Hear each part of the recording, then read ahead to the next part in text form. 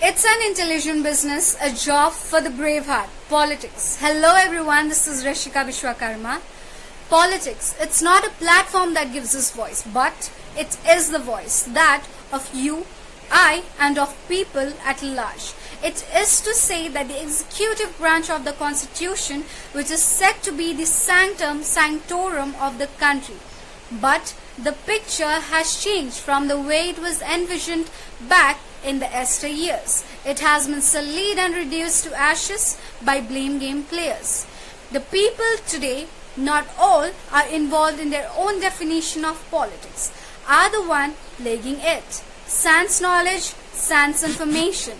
They have enrolled into it to provide themselves with power, immunity, and more so to start a political lineage of their own. This scenario is prevalent in our country. The corrupt politician exercises their hegemony unabashed and of course without consequences. This gives them sense of power and might. Now consider the level of education these people who apparently speak at our behest have. The number says about 75% of MPs elected in 2014 general election have at least graduate degree. Well, fair enough, while 10%, minded, 10% are only matriculates according to report by PRS Legislative Research.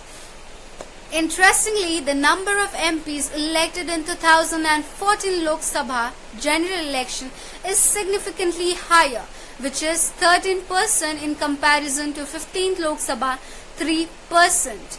Well, this is the ugly truth behind people who dance on our votes. To such people, I would like to say in the words of famous American comedian and political commentator Bill Maher, I quote, "I have problem with people who take Constitution loosely and Bible literally."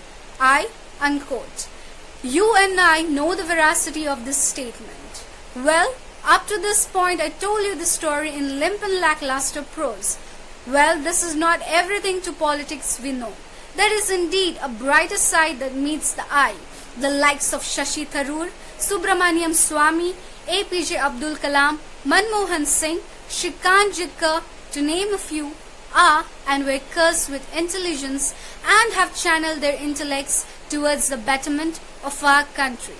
On a lighter note, I feel that these educated intellectuals must have entered this infamous arena after having read the famous quote by great Plato.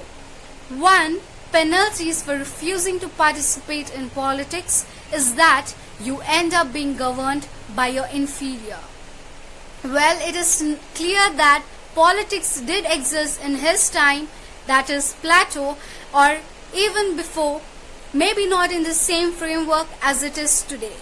Most importantly, maybe the word itself has been smeared in infamy that, believe it or not, politics is a part and parcel of democracy. If you live in a democratic country, you are bound to be governed by and surrounded by politics. If not, you are as good as being governed by Hitler or another Hitler, or who knows, even worse. Thank you.